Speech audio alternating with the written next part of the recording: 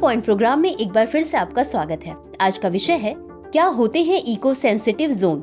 सबसे पहले जानते हैं ये चर्चा में क्यों है। हरियाणा सरकार ने प्रस्ताव दिया है कि हरियाणा की ओर सुखना वन्यजीव अभयारण्य के आसपास 1000 मीटर के क्षेत्र को पर्यावरण संवेदनशील क्षेत्र या इको सेंसिटिव जोन या ESZ के रूप में चिन्हित किया जाएगा। चलिए अब जानते हैं इको सेंसिटिव जोन यानी ESZ क्या है। इको सेंसिटिव जोन या पर्यावरण संवेदनशील क्षेत्र संरक्षित क्षेत्रों, राष्ट्रीय उद्यानों और वन्यजीव अभयारण्यों के आसपास 10 किलोमीटर के भीतर के क्षेत्र हैं। ESZ को पर्यावरण संरक्षण अधिनियम 1986 के तहत भारत सरकार के वन एवं पर्यावरण मंत्रालय द्वारा अधिसूचित किया गया है। इसका मूल उद्देश्य राष्ट्रीय उद्यानों और वन्यजीव अभयारण्यों के आसपास कुछ गतिविधियों को विनियमित करना है ताकि संरक्षित क्षेत्रों में शामिल कमजोर पारिस्थितिकी तंत्र पर ऐसी गतिविधियों के नकारात्मक प्रभावों को कम किया जा सके। पर्यावरण संवेदनशील क्षेत्रों का महत्व। विकास गतिविधियों के प्रभाव को कम करना।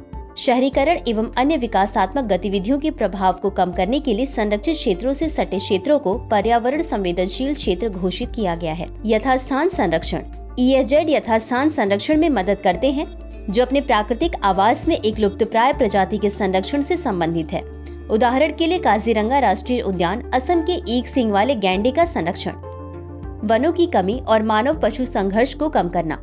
पर्यावरण संवेदनशील क्षेत्र वनों की कमी और मानव पशु संघर्ष को कम करते हैं। संरक्षित क्षेत्र प्रबंधन के कोर और बफर मॉडल पर आधारित हैं, जिसके माध्यम से स्थानीय क्षेत्र समुदायों को भी संरक्षित और लाभान्वित किया जाता है।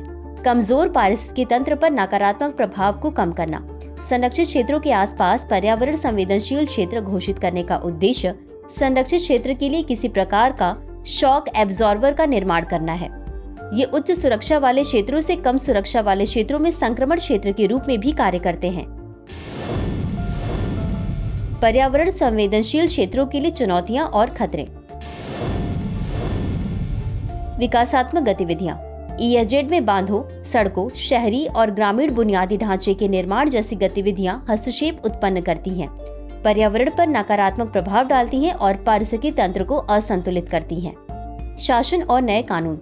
वन समुदायों के अधिकारों को पहचानने और जानवरों के अवैध शिकार पर अंकुश लगाने में विफल रहने से पर्यावरण संरक्षण अधिनियम 1986 और वन्यजीव संरक्षण अधिनियम 1972 जैसे कानून विकासात्मक गतिविधियों के पक्ष में ESZ को कमजोर करते हैं। जलवायु परिवर्तन। जैव विविधता और जलवायु परिवर्तन आपस में जुड़े हुए हैं। उदाहरण के लिए वैश्विक तापमान में वृद्धि ने ESZ पर भूमि, जल और पारिस्थितिकी तनाव उत्पन्न किया है।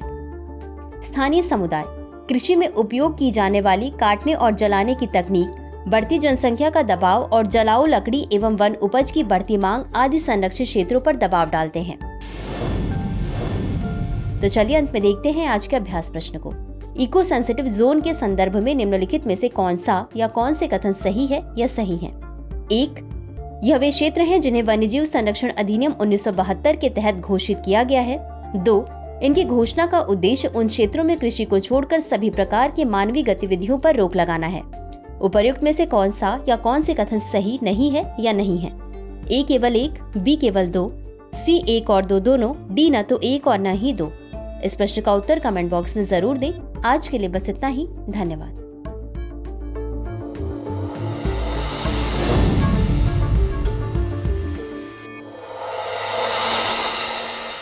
डियर व्यूअर्स, अपने एग्जाम की तैयारी को और बेहतर करने के लिए हमारे चैनल को लाइक, शेयर और सब्सक्राइब करना न भूलें।